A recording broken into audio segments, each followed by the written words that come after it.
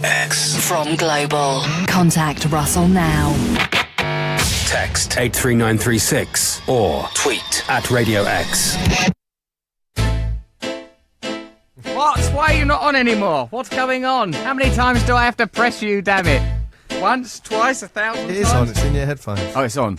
Good. Thought so. Oh, it's too loud. That's disturbing. If boredom is a disease, and I think we'll all agree that it surely is, welcome to The Cure. For the next 2 hours, we will defy monotony. We will rage against the dying of the light. We will defy the tedium, because this is the Russell Brand Show on Radio X, and at my side, loyal, noble, dignified and semi-sober, we have Matt Morgan. How are you, Matt? You all right? Very well, yes, thank you. Is your optimism returning and resurging? It's coming back. G, what about you? How are you feeling? Yeah, I had a heavy night last night, but I'm in the room. Sounds like your nose is blocked. I hope that's not related to your heavy night. Hope it wasn't that kind of heavy night. We're on Radio X. It's going to be a fantastic show. Next, I'm going to be talking... Well, not next. Later. We're going to talk to Joe Wicks. You know who Joe Wicks is? The body coach. Body coach, yeah. He's a very... Joe Wicks is a handsome young man. It's like looking back through time at a handsomer, fitter version of myself. It's like looking through a broken mirror into the past, into a handsomer, shorter than you, though. Fitter me. Is he shorter than me? Yeah, way shorter. So if he was physically here, I wouldn't feel so inferior. If he was physically here, you wouldn't notice him in the room. Right, but I've seen a picture of Joe Wicks, and I've met him before, and he's actually lovely. But when I met Joe Wicks, he had his top on, so I didn't see his rippling abdomen and his pectorals. He's pictured here doing some. Well, I suppose he's doing What's he doing there? Arm bell raises, broccoli. Which isn't that heavy, to be honest, so that does undermine his how he's got that fit.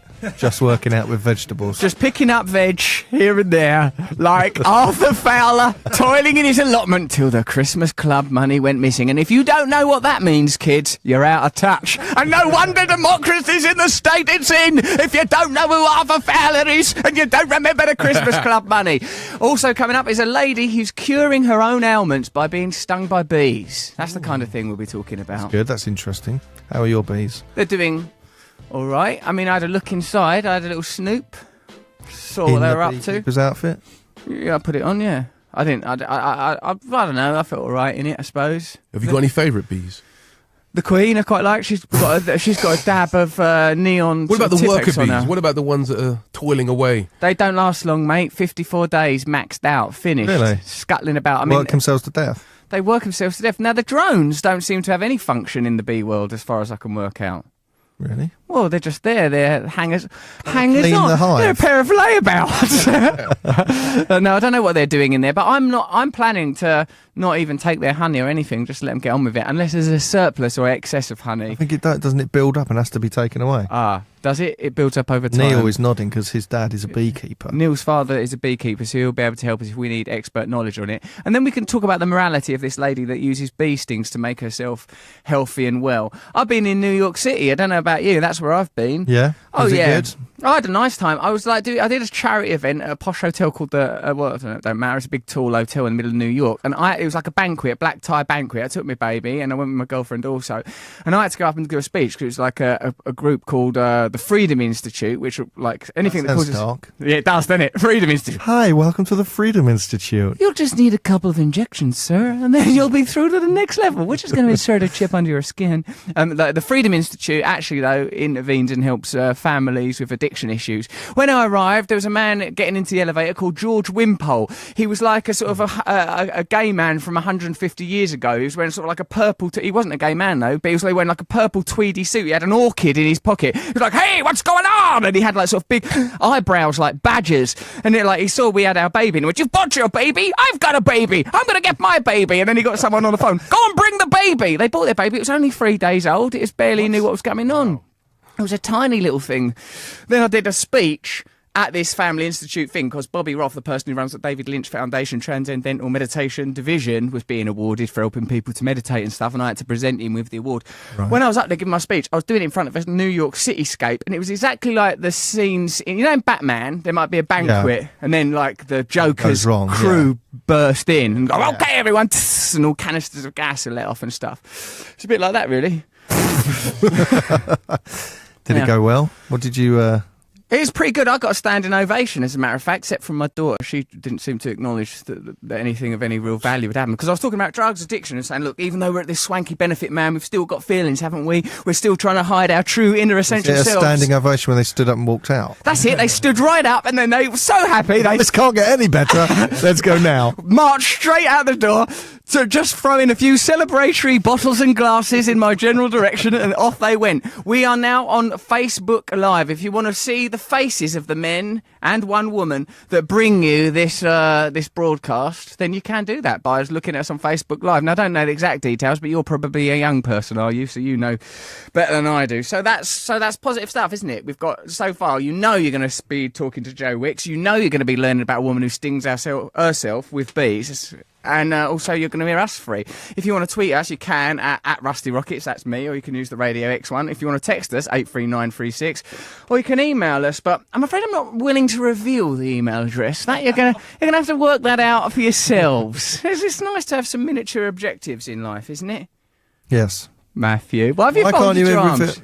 Why can't you reveal it? Because you haven't got it written down. Yes, I have. You reveal it. What's wrong with you saying it? Oh, you do it for a change. You contribute. Russell at radiox.co.uk. What's difficult about that? Should we try and bring a bit of high culture to the show for a change? Yes, please. Because I've been reading Moby Dick, for example. Have you? Oh, it's ever good. I was really surprised by that. Because, you know, when you're told to do stuff when you're a kid, read this, do that, don't do that, stop sniffing that, get out of there, that's not your magazine, don't come in our room again. All of that, claptrap. You know, like, I've started reading Moby Dick. It's funny. It's brilliant. It's a rip-roaring read. 5 stars. Moby Dick, Herman Melville. Watch out for that guy. Is it a kid's book? It's not really, is it? No, it's deep. I mean, it's like... It's a musing and meditation on the subject of obsession. Ahab is obsessed by the white whale, and the ocean, often in myth, poetry and literature, is used as an emblem for the unconscious mind. There's something deep in the water that you don't understand that lurks there and troubles you. But he talks about God in the most breathtaking way, beautiful language, and then sort of weird humour. Like the first night before he goes off in his whaling mission, he has to bed, like they say, there's only one bed at the hotel. You've got to share it with another geezer who's a harpooner, and they call it, like, he's a cannibal, this geezer, that he's got to share it with, because these whaling ships used to pick people up from around the world, or the naval profession in general had different sort of like, and like in them days they're calling them savages and cannibals and that. He's from some Fijian island, Queequeg, I think the bloke's called, and he has to sort of get him, he's really scared because he's in the bed already, and he's like, oh no, the geezer's coming, and the sort of watching the door handle turn, and the bloke comes in, he's all nervous and thinking, oh, I shouldn't stay here, and he misses his moment to go, oh, I'm here, and just sort of watches the geezer getting undressed for ages, and he's, oh, I can't say anything now. Then the bloke gets in bed, is all surprised by it, but then and starts smoking a sort of a tomahawk pipe and stuff, and he says, like, but he was really decent. He goes, the bloke's really sound about him. When he woke up, he was cuddling him. He had his big sort of like tattooed arm over his body, this sort of Fijian cannibal Queequeg. And he goes, I really like him now. And they become sort of best friends and like, all hang out together. It's really sort of, it deals with themes that are surprising. Are you reading that because universities told you to? No one told me to.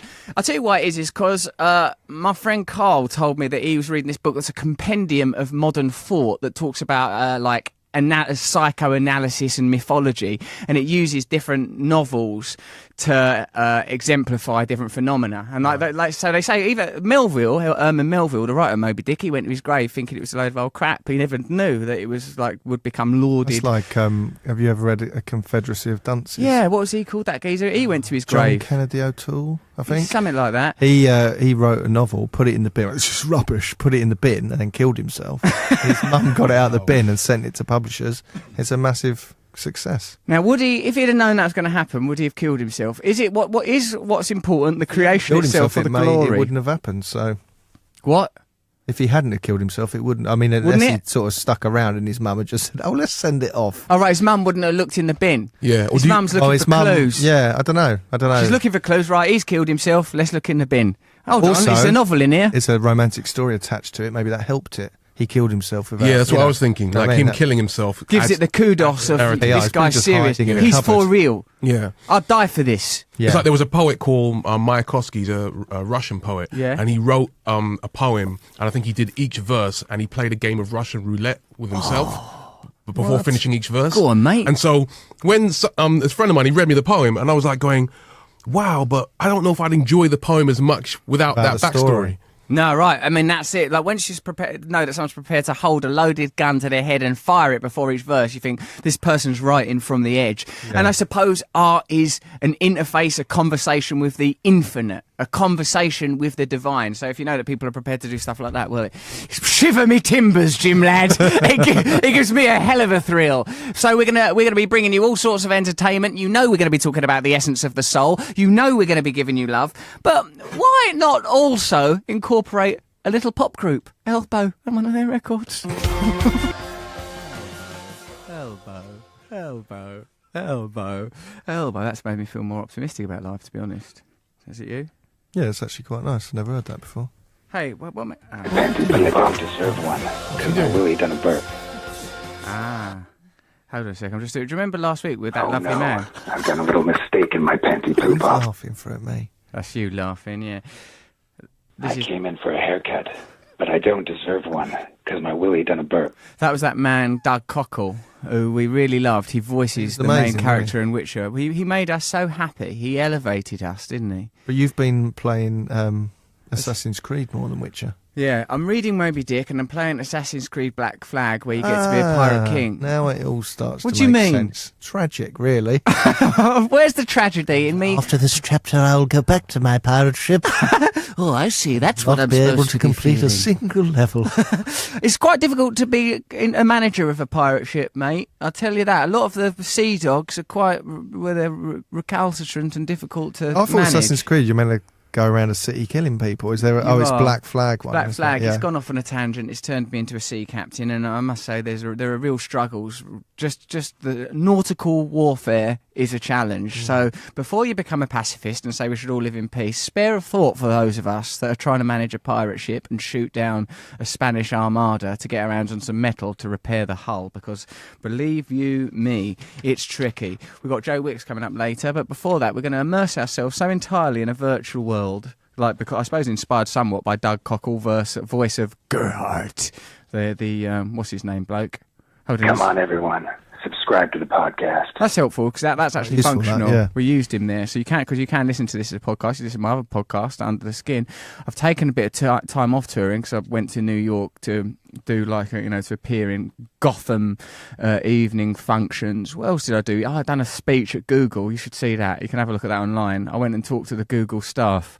I blowed their minds right open with my talk of algorithms. Whose idea was that? Google's. They needed me to come in, cheer them up. guys, what's going on? What's Google headquarters like? That's probably not the headquarters, is it? They've probably got loads of them. They've probably got loads, and they're tax free, isn't it? Yeah. Did you mention the tax? I bet you didn't. I'll tell you what, mate, if you want to see a rousing speech, look at Martin Luther King. If you want to see someone sucking up to Google, check me out. Now, the last 10 minutes, I do this sort of, I don't know where I plucked it up Did you from. do any Ask Jeeves jokes? What about Ask Jeeves, the forgotten fellow? I liked him. Now, what's this dark internet, and where do I get one? Silk Road? Oh, yes, please. Yeah, no, just that. The last 10 minutes of it, old Russ at Google, it's a fine speech. Is it online or something then? Probably is, yeah. I've not retweeted it myself yet, just in case, because I want to check that I don't do anything mental. Before I retweet things, I sort of think, no, do I do anything mental in that? And sometimes there's a moment. Right at the beginning, for example, they were announcing me, and I thought, this announcement's mad, and I just sort of walked on the stage, because I thought... Or in the middle of it? Defy the convention. Defy it. If I'm there to help you to defy conventions, there's the first convention I've defied. Yeah? Well, you just walked out in the middle of the intro. Yeah, and they were going, go round there and come in from the wings. And I was like, no, I'll just walk up from the front, mate. You all right? Like that. And also I was talking to all the Why people... do you have to be difficult? I don't know, I'm like it. I've always been like that, haven't I? And there's all like the security people at the back. I'm like, of course, it's the security people at the back I'm more connected to, the African Americans. Guess I'm more connected to them, I suppose. More than yous like at the front. Did you invite them to the top? No. Oh. No. You stay back there in case there's any trouble. If you want to watch us on Facebook Live, is that owned by Google? Yeah. Is it all the same thing? We don't know. We don't know how capitalism ultimately works. It's a complex network of interests governed by a few people, and that's the way it is. And if you want it to be Sucking different, right up to it. I ain't. Lying halfway around the world. Maybe I'm sidling in. Maybe I'm sneaking in, getting to the top table, and what's that? He's whipped off his mask. It's old Russ, one of us, making one of us. Done it again. Oh, he snuck back in. Oh, not you again. Yeah, it's me again. I've took my top off. Hello, Russ, says Jordan, Northern Ireland. I had no idea you were a gamer. Except for the time you played GTA and ruined the life of the character in the game. Yes, I believe he was called Vince. I ruined his life. Anyway, please trust me on this. You need to play The Witness. It's a wordless game. I don't think I'll like that. Perspectives, meaning, spirituality, science, knowledge, all communicated through grid puzzles is right up your street. All right, maybe I will. Maybe I've seen I will. it. Yeah, it looks good. But all the puzzles are like based on a simple grid, right? And it gets more difficult as you I like go being on. a person in a world. Well, yeah. And that's what I am. So that's good.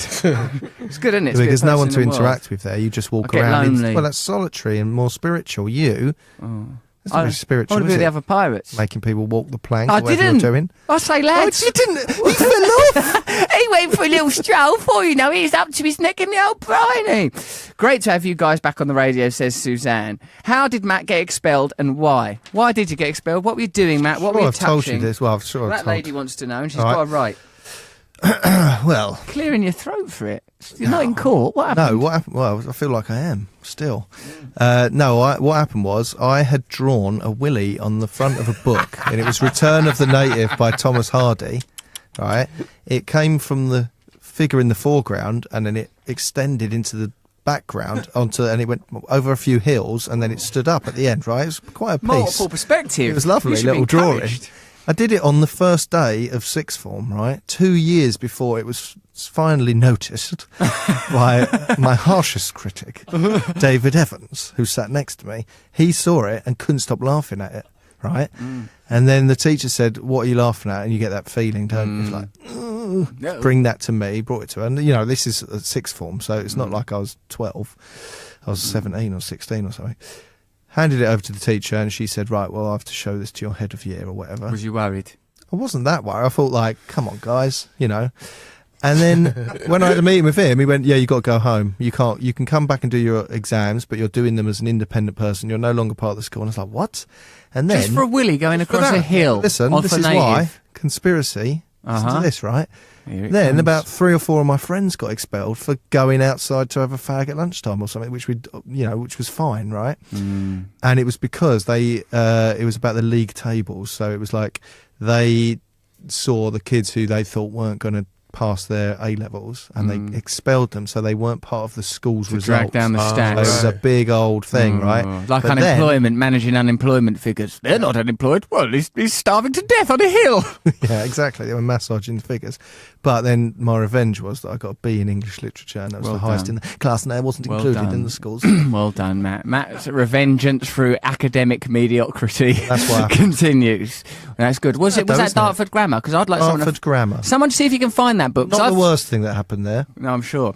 There's some things that like, I got some school books from my school. They've still got the stamp on them. I've got Importance of Being Earnest. I'm keeping it. Mice and Men, keeping it. Inspector You just Calls, outed keeping yourself. it. I'm keeping them from Gray's school. I'd go back. I'd do charity And work. when we from- were filming something, and we went, "Oh look, what we'll do is we'll go back to your school, Yeah. and we'll film this thing here." And I was then about 30 at the time. and we contacted the school, and the headmaster said he's not fondly remembered here. And we will not work with him again. They thought that was a project. And that then we when were you got doing. much more famous, they came crawling back. Hey, soon crumbled. That's always my in there equivalent of the talking old to the bee. kids. Yeah, no. Well, no. Enough about that. Right, check this out. We'll just do a few of these things just to clear up. Drones, they're having sex with the Queen in there. That's from the Gormans, okay? Is that all they do? They're just in there having sex. So that's a good job. Morning, Russell, Matt and G. I just want to say your show's incredible and fascinating, particularly last week's with Paul McKenna. So encouraging to hear you talk about Eckhart Tolle. Oh, yes, Eckhart Tolle. He is a spiritual master. Please don't get sacked, from Charlie. And then this one from Laura Marr from Derby. Hi, Russ, Matt and G.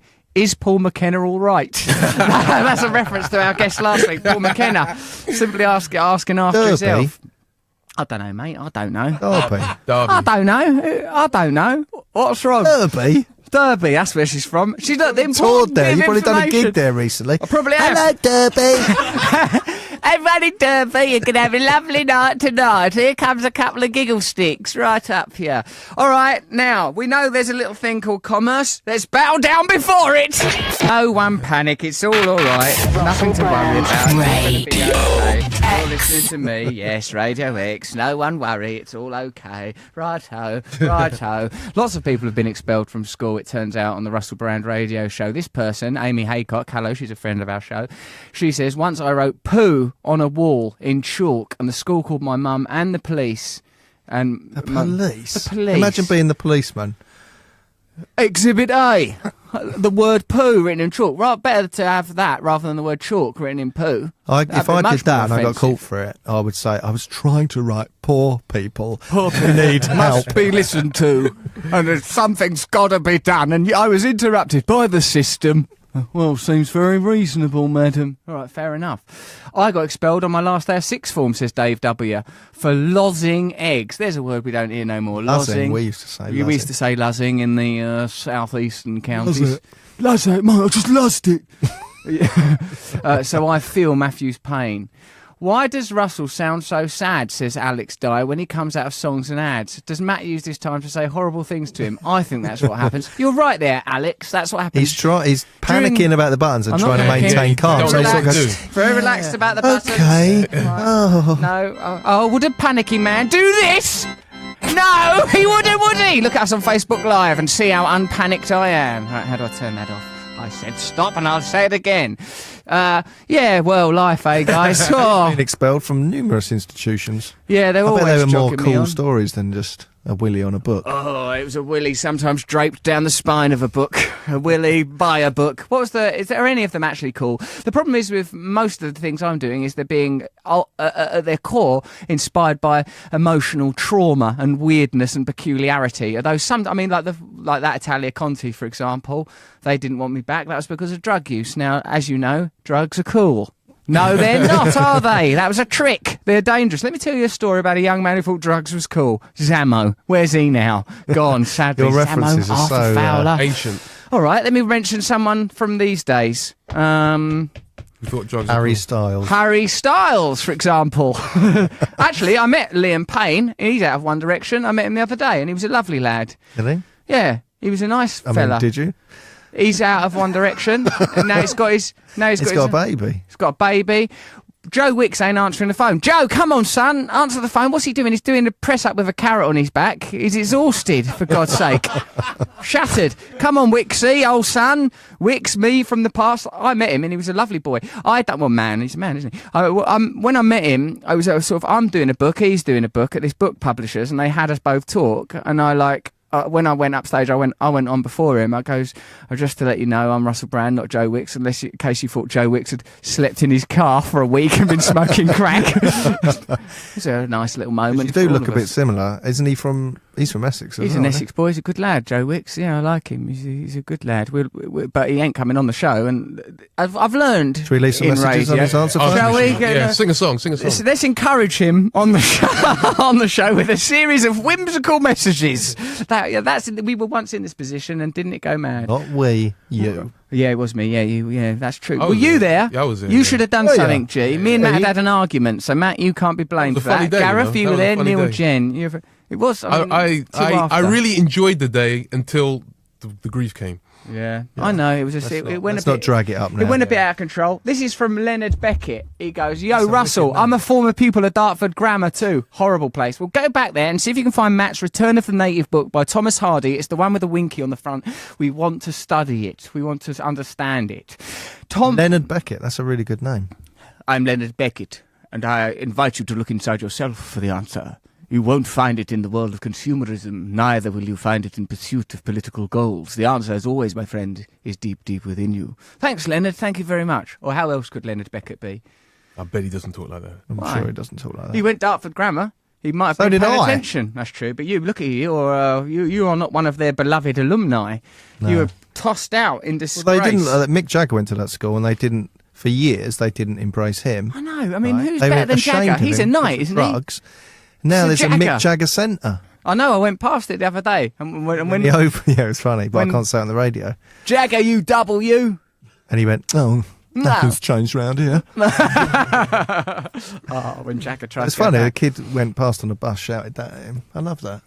Yeah, it's nice. brilliant. It's very leveling. Like when I was living in Los Angeles for about 5 years, like I was in sort of a fog of fame and sort of like what do I want to call it? Ubiquitous, noxious glamour and sort of. I was there on the sidelines, living in the pool house.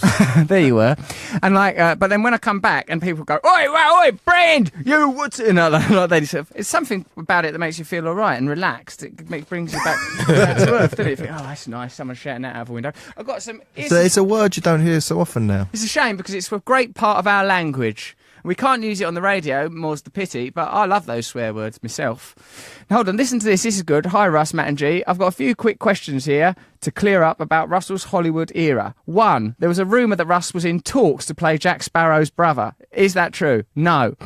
And is that why Not Russ... true at all, ever, no? No truth in it. But is that why Russell spends time sat alone pretending to be a pirate on Assassin's Creed? Yes.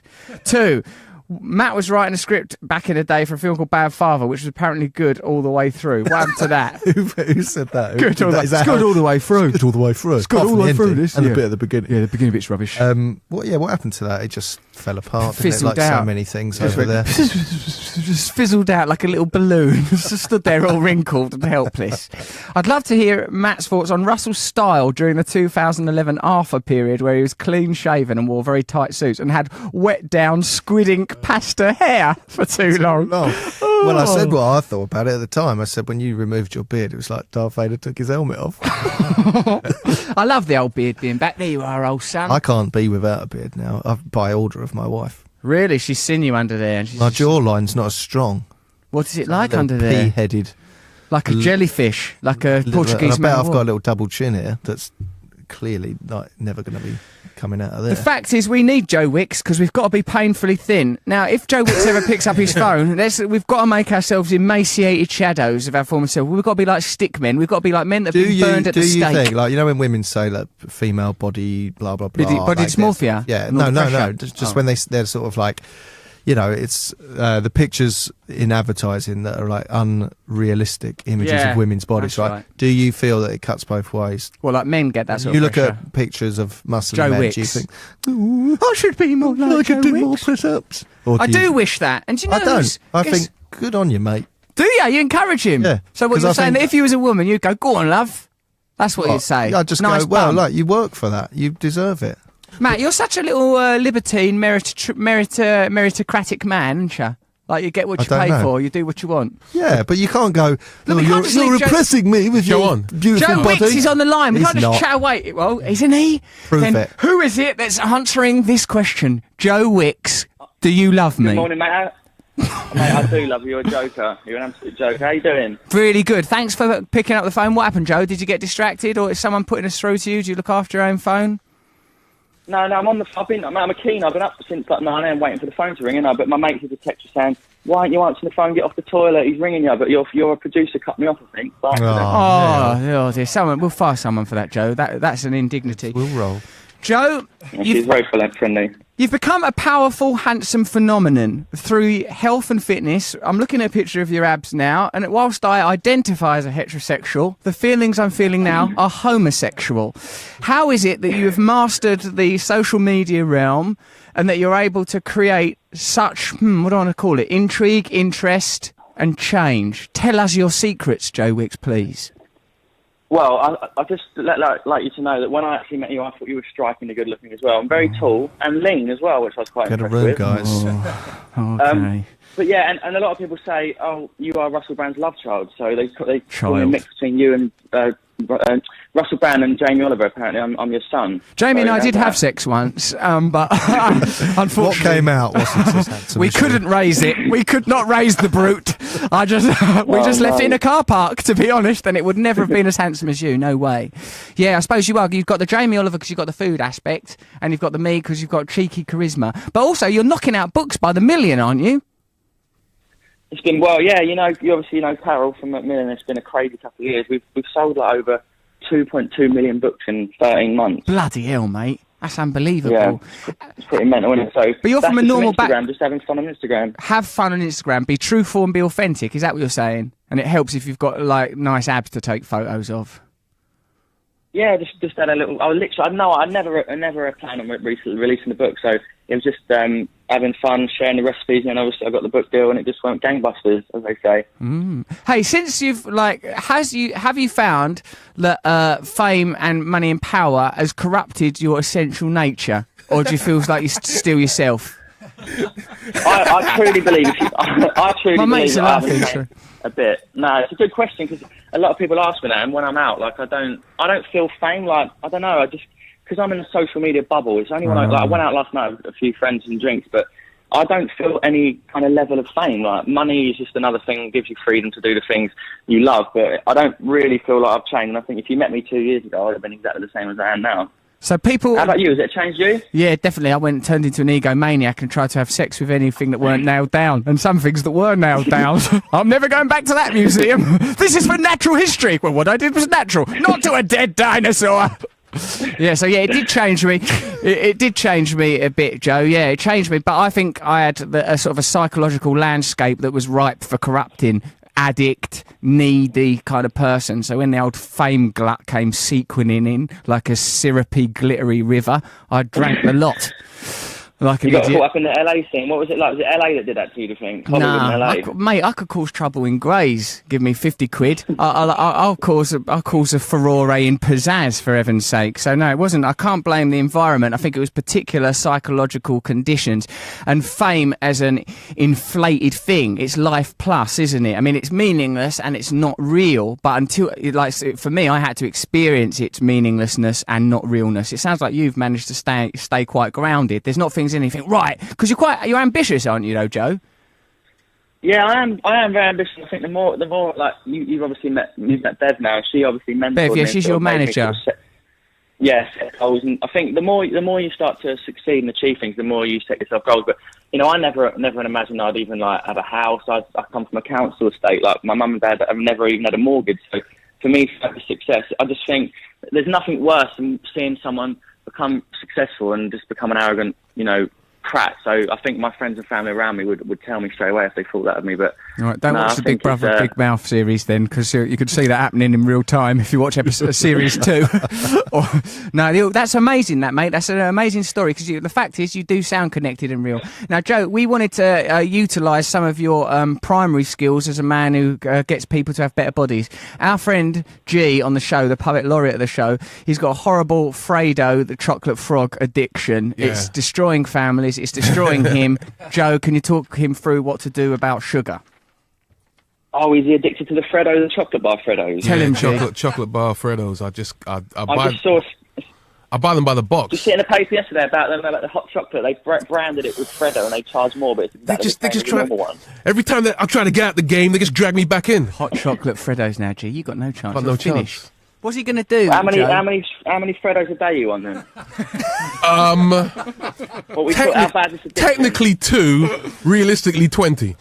Oh my God, he's lying. They're only little, though, aren't they? They're not big. That's the problem. You convince yourself. Do you keep them refrigerated or? No. I've got a box. Stash. He's hiding them. And then I move some from the box to somewhere else, so I pretend that it's bad. Yeah, it's bad. This is out of control, mate. I bet you've got some up your bottom right now to eat during the show, haven't you? Well, that's according to you, isn't it? Standard procedure. I've been eating it anyway. Sugar is it's very, very addictive. I mean, the key to it really is it sounds really like simple, but just don't have it in the house because I'm an all or nothing guy. If there's a box of chocolate or biscuits in the house, like I can't just eat one. I'll eat the whole box. Yeah. So first thing is try not to have it in the house, and secondly, I mean, are you having what kind of food are you eating during the day? Like, are you eating healthy meals? And yeah, I mean, I'm a pescatarian. I usually eat like just fish and vegetables, but I can't lie, I get kicking sugar's difficult because you just get these cravings. You get these cravings. He's porky. Yeah, and it's hard the first few days when you do. When you stop eating sugar, sorry, you get headaches. You'll get headaches like the first few days, and it will be a rough couple of days when you come off sugar. But come on, you just got to push G. through it, and it does get easier. You got to go cold turkey. You've got to cluck it out, mate. Do the rattle. Can't you wean yourself right down though using fruit juices and other sources of sugar? Oh, the methadone program. Yeah, I mean, a bit bit of, like a bit of fruits and berries or an apple is better than a bloody chocolate bar, innit? But again, it's not like, don't cut it all out at once. Just treat yourself every, once a week. But the Freddos was cutting down. I was a Yorkie dude before, man. The Freddos was me cutting down. God, this is a tragic story. It's awful, this. You have got it bad, haven't you? He's really got it bad. Do you care? Do you care? Are you in good shape? Do you even mind? If you love your chocolate bars and you're happy with your body, just carry on eating them. That's true. Are you happy with your body, G? I love my body. You're married, so what are you going to do anyway? That's over for you. Everything's cool, man. Everything's cool. It's just the idea of being... It's not good for you, though. It's the idea of being controlled by it. Like, one day I thought, you know what, let me just cut this stuff out. And then late at night, I just found myself just knocking on a cost cutter. Open up, let me in. You know what I mean, right? This has got all the hallmarks of terrible addiction. Yeah. Isn't it? This should be a documentary. He's got it bad, Joe. I think there should be a documentary made about it. No. We should contact Ken Loach for a My Name is Mr. G style documentary about a man's descent in the gutter. Here, Joe, shall we promote your book? What is it called? Have you got a new one? Oh, I'd love to, yeah. Oh, my new book's called Cooking for Family and Friends. It's out on the 1st of June. And, 100 delicious recipes for your friends and family. Cooking for family and friends, which won't apply to G because he'll be alone in a skip with some Freddos, abandoned by the family that once loved him. A chocolate frog. A chocolate frog, that's all he's got left in the world. How about you, Russell? Have you got the old dad bod kicking in, or are you keeping fit? Do you know what I heard, mate, is that men that have a daughter put on more weight than men that have a son, and I thought I'm bound to have a daughter as a karmic punishment for being a womanizer as a younger man. So I started to starve myself from the get-go. I've got one of your books, Joe. I'm like one of the 15-minute ones.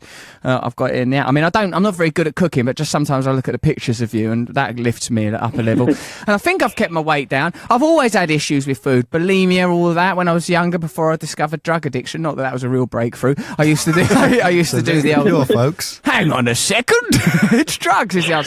No, I'm not been that. I've been pretty good lately. Very slim. Do I look slender? Have a look at me on Facebook Live. I'm just caressing my body now, and it feels quite rippling. The other day, my mum was doing a charity event to raise money for a hospice called Little Haven, bloody hospice for little kids. What amazing work they do! And a woman prodded me out the stomach, and it felt reassuringly firm when she did it. It's not the only thing that was firm. Why was she prodding you in the stomach? I don't know what she was thinking. These children are not well. Come on, little, right, give us a cuddle. No, I mean it was an interesting event. So I think I'm pretty fit, Joe. You're doing all right. You work out though, don't you? Yeah, I do yoga, I do run around with the dog, I do all sorts. Hey, Matt wrote a sitcom, or a couple of episodes of a sitcom, Hospital People, and I played a character loosely based on some of your public persona, Hospital People. It was on the other night. It was basically me, to be honest. It wasn't like I went deep into character, was it, Matt? I mean, I never do. But it was like he was a health guru, fitness guru like you. So you might want to watch that. I told Bev about it because we both know Bev, who's Joe's manager. What, is it on iPlayer or something? Probably, mate, probably. So, yeah. No, it is, yeah. Check it out. You have a look. So I played you with love, Joe. Nicky's obviously had a baby, innit? You know, Nicky's had a baby. I've got a little nephew called Oscar, and he said the hardest thing is when you get, when you're knackered the next day, you can't be bothered to exercise, and your food goes out the window, doesn't it? So that's probably the hardest thing about having a new baby, I think, the lack of sleep. Tell your brother to follow the advice that I follow myself. Ignore the child. Cut it out emotion. I don't ignore that child. She's the very epicenter of my universe. Joe, we have to yield to the monoliths of commerce. It's probably not. It's probably like a local insurance firm. chickatrain.com. Like, so we've got to go to adverts now, Joe. Thanks for coming on, mate. That's really, really kind of you. Stay in touch and lots of love. Cheers, mate. Have a good day. We will, mate. Bye. Thanks for coming on the phone. Cheers, Joe. Thank you, mate. Thank you. Well, you showed me up there. Yourself up. You showed me right up. What was you thinking? Put him right on edge from the beginning. What do you mean put him on edge? Lusting after him. I wasn't lusting. Then, late in the interview, you reveal that you've got one of his books. Yeah. What's wrong with that? You just look at. Well, I'm not going to start cooking and now. all that, has money and power changed you? What's wrong with that? That's an intelligent question. You're projecting your own insecurities onto him. Screw you! You're a Freddo junkie! You're a junkie! You're a Freddo junkie scum! Let him live! Chickatrain.com. That's what I hear when I listen to football stuff. Is that an actual company that you're... Yeah, on TalkSport. I listen to TalkSport, don't I? So I listen to football now. I suppose it's just the way I am, guys. I suppose it's the way I am. Well, listen to the podcast, because Matt likes to see the podcast nearer the top of the charts, doesn't he? It's a very good podcast, isn't it? Just me? All of us. Yeah. No, I noticed it had gone down a bit. Yeah, but their trend charts are made up. And also, what about Android phone users from Samsung? That's only iTunes. You can't even use iTunes if you've got Samsung. Really? I don't think. Oh, right. So don't worry about it. But if you want to see us nearer the top of the charts, Get an listen iPhone. to the podcast. Buy an iPhone. Buy one and just download the podcast. Then kick it in the river. Kick it down. Kick it in. I'll tell you what then, what should we do now? We've spoke to Joe Wicks. He was a lovely, lovely and man. I think it's important to note that his fame is based around being healthy, right? Yeah. So, What, you think mine's based around being unhealthy? no, but at that time it was about, Shagger of the Year, 3 years running. rock and roll type behaviour, 3 right? years running. But 3 years running, was it? 3 years of resolute, dedicated. Who Shagging. took the crown from you? I believe it was a young gentleman called Muhammad Ali. no, it'd been, I don't know, but probably Harry Styles or someone. And he was 20 years younger than me, so in a way, when I won it back some years later, that was very much like a heavyweight getting back into the ring. Like Ali and Zaire. That's what I like to see it as. It's George Except Foreman. instead of Was it pugilism, it's... Do you have to send in your figures to the Sun? No, or- it was never verified. It was never there was no quality control. There was no sort of checking. Did you enjoy this? Was he loving? Was he caring? Was it worth it? Did it feel like the realisation of love? Have they but ever in given it physical to a form? female? That's sexist. You're right. That's it. I No, I denounced bet they my have. Shagger of the Year I bet titles. they have, and I bet it's less to be proud of No, because of you're the way right, because society of is. bloody society and its prejudices. Right, there's a few things now. Let's rid society of its prejudices, shall we? Let's get China right out of Tibet, and let's have a meaningful democracy. I've said it before, and I've said it again. I want a global revolution. A nice one, for once. Paul Weller's revolution, a kind revolution, from Weller. But Weller, he's an half intense when you meet him, isn't he? Intense, isn't he? All right, son, all right. And I went to Woking, and now I understand it, because that's a place where intensity, it's a petri dish for intensity. I was backstage, I think, when you were doing something with the... Noli. No, Carl Barat, and Paul Weller was going to go on and do something. What? And he went, "Oh, son," like that, because he recognised me from... He suns you right off, doesn't he, Yeah. Weller? "Oh, All right, son. All and right, then he son. gave me a beer, right? He was carrying 2 beers. He goes, "Do you want one of them?" And we were waiting backstage, and I'm gluten-free, and I didn't... And I drank some. Oh, even I though just you're went, gluten-free, because you couldn't bring "Oh, yourself to here say, we I'm go." gluten-free I to just Paul drank Weller. it. Yeah. How can you say I'm gluten-free to Paul Weller? Like when I was once doing... Imagine I said, "Actually, I can't drink that. I'm Oh, gluten-free." Paul, no, what a lovely offer. But why is it that we always assume the inferior position? Because if I go, like, why don't you just confidently say, "Sir, I am gluten-free. I appreciate your offer, and I love a town called Malice, but I will not drink this gluten." No. I It was was because doing- he did it in such a nice way. And inclusive, and you didn't want to let He him was like- down. I think it was like, because I'd met him a couple of times, and he was like, "All right, son." That's and he peer gave it pressure. to me. If I'd have said, You were pressured by a peer. yeah.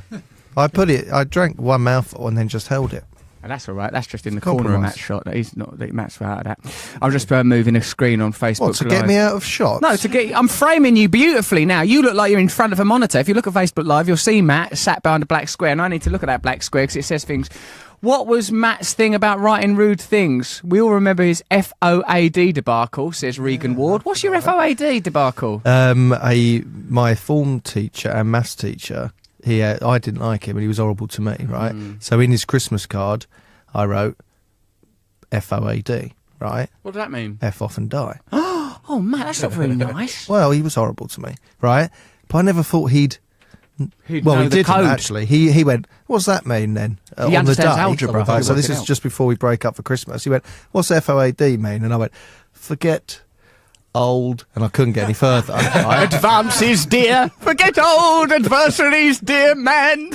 and he went, "That's weird." And then when we came back from Christmas, he went, "I went to the pub. I took my bottle of whiskey and my card," and I said, Well, you shouldn't be it's very drinking nice." whiskey in a That's pub. what we bought him, which was weird because we were. You mustn't drink whiskey in another pub. That's contraband. He brought it as a wrapped gift, I guess, after that's school. fair enough. And then he went, "Someone told me what FOAD means." He's using teacher voice, isn't he? He's using that tone. He was actually very funny. He was a witty man. Was he? Yeah. Was he?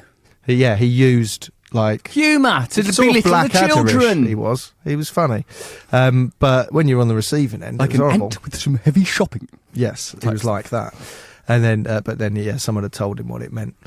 And you got in trouble for I it. don't think he minded. It was cheeky. He sounds all right. He sounds good as gold. Perhaps we should all be going back to writing on money. Like, remember those days when we were encouraging people to write on money? Like, we're sick of this crap! And then write on money. I've always thought, I can't believe the amount of graffiti and stuff that there is. There's not more on money. Yeah, come on, everyone. I don't think we Start should writing on encourage money. it because that's probably illegal. Another person called Matt goes, "You've mentioned consumerism a lot recently." Of course I bloody well have. The buying of things to make you feel happy for a small moment of pleasure. To me, that sounds like a bad thing. But I wondered what you thought about consuming art. The last couple of years or so, I started buying screen prints. Sorry for swallowing there, mate. By a street artist called D***. I have them framed in my house, and every time I see them, it inspires me. I also feel like being slightly obsessed with D** has been the gateway drug to other street artists. I love street art, me. Space Invader, in particular, has become a small obsession of mine. You won't be able to buy his stuff; it's well expensive. Because I'm friends with Shepard Fairey, ain't I? Yeah. So, and he's a street artist. He's one of the top dogs. Him, Banksy. He's done all sorts of. What about that mad hotel thing he started off in the West Bank? Didn't he do that? He's an inspiring genius. Banksy. Art is Banksy like about 20 different people. Oh, he's a Essentially. consortium. Yeah, he is one person. Like Lao Tzu. Like Chinese philosophers are a compendium of people. Like Shakespeare might be a compendium of people. Like we could have a group identity. Why don't we just call this show The Russell Brand Show? Leave it at that. But you all contribute. In fact, that is what happens, so we're already doing it. But Banksy's a group identity. No, there's he could, because it's stenciling, other people could do it for him. But I think he's the artist behind it. And he took his style from that French dude, was it Joe Lerat or whatever it was? Oh, yeah. Oh, yeah, Joe Lerat. But art, someone just sold a painting for like 650 million or something. Is it good? Not really. Is it? Never is. Thing is with art, what's the point? I mean, this is modern art, but it's an investment, isn't it? Because Yeah. it's It's going to escalate. It's a unique object. Why not? You get some art sometimes, don't you? Not really, mate. What, Daniel Johnson, that folk singer? I've got one of his drawings. I've got something that Vic Reeves drew Damien Hirst once. original. Oh yeah, he give me that though, for nothing. And I got a bit of paint splashed on my trainers by him, and that's my magic Damien Hirst shoes. One day. I'm looking for my moment. But I suppose, look, I suppose ultimately what this young man, Matt, is asking is there anything wrong with consumerism per se? No, there isn't. There's nothing wrong with trade. There's nothing wrong with commerce. There's nothing wrong with any of these things. It's just when things become an inflated, bloated, grotesque parody of themselves that it becomes problematic, and if there are broader social problems as a result of the consumerism. But no, there's nothing wrong with that, mate. Who are we to judge each other anyway? We've decided not to judge anyone else ever again, have we? I've been watching Bear Grylls The Island. And what's that brought you to? It's brilliant, right? Go on. Because there's people surviving on an island. And one sad thing about it is this is an island in the South Pacific or something. There's tons of plastic washes up on the beach. Old flip-flops and toothbrushes and stuff. So they use those things. But they were there for like... You use an old flip-flop and a toothbrush for? Because they boil it. To do what? Soup? No, clean your teeth. You boil it. Sanitize it. You don't have... It's toothbrush and flip-flop soup. We're not surviving too well. No, you should watch it. Tooth decay you're or on about athlete's foot. spirituality and losing I am all on about connection it. with products and stuff. Yep. They're living money-free. They have to catch stuff. And it's not just a reality show. It's a bit more... It's quite realistic. What does Bear Grylls do? Barely anything. He just floats around. He turns up and Do you does see him once in a while? the camera that goes, they're really going to struggle finding water. And he just does that. I And bet then he at shot the them end- all at the beginning, didn't he? And then cleared off back home. He did Oh, nothing. Bear! He's put his name on it. Why can't I have a Survivor Island? You weren't you going to You're be an on this expert show? in Survivor. I am, mate. I'm still surviving. I'm still going. Look at me. Anyway, it's interesting. They lived without money. You don't need money, particularly if the place could support them. So you're saying we should just set up a new little way of living, eh? We live in our own island. Like, I want to camp and have a fire and fish I and do. stuff like that. I want to camp and have a fire and stuff. But there's a little thing here. What's called adverts. Do you like to hear More one? of them. We've had so many. Matt, come on. In the podcast, they'll all be cut out. So let's have a listen to these adverts now. Try and see what these guys mean and try your best to support them. G is composing a poem even now. He's bobbing his little head about, burning off some of them Fredo cake house. Now let's have a listen to some ads. You've just heard it. If you want to communicate to Russell, and I know him because I live in his body, then you can, using the information that you've just had. And many was the night majesty in your father's reign, where he and I would make our way down the stone staircase into the kitchen. Then, taking an emery board from our back pockets, would file down the tip of the dog's penis. Why'd you till keep it was saying a Where's that come cross-section from? of cells. That's Churchill. It's one of his... Why'd you say that you were filing down with an emery board with a dog's penis? What's that got to do with anything? I like it, so to do. Does it come from your head? Yeah, it's come out of my head. Did you do it? Never. You'd never do that to a dog or any bear creature. got such an odd temperament. And a strange-shaped penis, if you look. And the end's not flush. It's like So a that's sucked why. popsicle. So this is what's going on in your brain. You've looked at it and you've thought, I could just file that down. He'd be perfect. He's already had to have a hip operation. I don't want him back under the knife to have his Running winky away woo. from you with your sander. If I were to do it, it would be with a simple emery You board. wouldn't sit still for that. You'd need power tools. You wouldn't use a power tool on a dog. You'd get that doesn't have the definition. You'd take the penis itself between your finger and thumb, and the emery Sunday board. Remember? That's not rude. It's too weird to be rude. Do you know my girlfriend Laura? She gets a thing called the black spots. When she used to get in trouble at school, the black spots used to come, like, at school. Well, they're a singing group. Like, well, they're not like the ink spots. Bum, bum, bum, bum, you are in trouble, you lovely young girl. Dum, dum, dum, dum, they are in trouble. Your friends are as well. Dum, dum, dum, dum. No, they're not the ink spots, the black spots. She went to a posh girls' school, my girlfriend, where Eugenie and Beatrice, princesses and that went. One of her mates once got proper lashed, and it was on the front page of The Sun. And my girlfriend was sort of tangentially involved, like, because some of these girls were boarders and others were like, there's Molly, there's Emily, they're all very good friends. Oh, Molly and Emily. Oh, yeah, you know them, don't you? Yeah. Don't you? Yeah, I do. Tell me a story. Well, the story is because... Jesus, you know that, yes, I do. They're very nice. Oh, yeah. Lovely, aren't they? What time's this bloody bus coming? Because it was like a school where like royals went and stuff. It was on the papers. Well, their friend Charlotte got proper lashed. It was on the front page of the papers. Beatrice Eugenie school girl got lashed. And they interviewed my girlfriend, Right. like the school, and said, like, were you involved in this? You're part of that little gang, aren't you, at the school? And my girlfriend went, and you know, the black spots came. She just said it as if it was an acceptable thing. Is this that part of her mind? That part of her mind. When she feels worried, the black spots come, like, and she sees black spots in her mind. What, in her vision? In her Like just vision, like like they spots? float in. Really? Yeah, because there's other occasions where she's done things wrong. She goes, you know, and the black spots came. Like when she does, if she's confronted and thinks she's going to be in trouble, the black spots come. Dum dum dum dum. You are in trouble. It's a hell of a mess. Living dum, with dum, you, dum, she can barely see anything. Give her a cane. It's like living in a Damien Hirst painting. The poor cow. Such a lovely thing. Isn't it? The black spots came. What was the other one? She took a book of some interest from her parents' room, and she goes, you know, and one of her parents, I think it was her dad, said, "Laura, did you take that book from my room?" She went, "No, I don't know what you're talking about." But the black spots came. It's like Jiminy Cricket. She did it. Hey, you did it. We remember taking that. It's the black spots. That's funny. It's good, isn't it, to have I like that? it though. Yeah. To have like a kind of a conscience like that. Like mine's just in the background. My conscience. My mum and going, dad, when we were little, used to say who did it, and it was always me, probably. Yeah, and all four of us would have to line up, and they'd say, "Let's look at your tongue, because if you're telling a lie, it will have turned black, right?" Ooh. And idiots believed it. So Go on. I'd go, "Look, I'll show you in a minute, but there's a few things I want to say."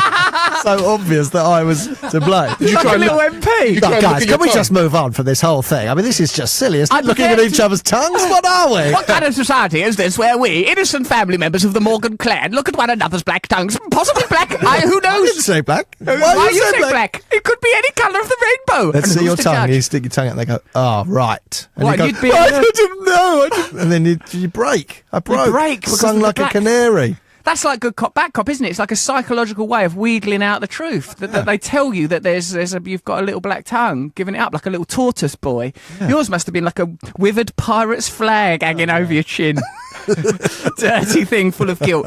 Now, if you're a long-term fan of this show, and why wouldn't you be, you'll know that in our 6 music days, in our Radio 2 days, the phenomena of Pin Pin, where one of the great bullies of history, and we know that bullying is wrong, reprehensible and terrible, but there was a great bully back in the day when Matt was at his, I think, primary school, Darren French. He was at Scouts. Matt's gone all misty-eyed at the memory of him, started playing with the cable of his headphones.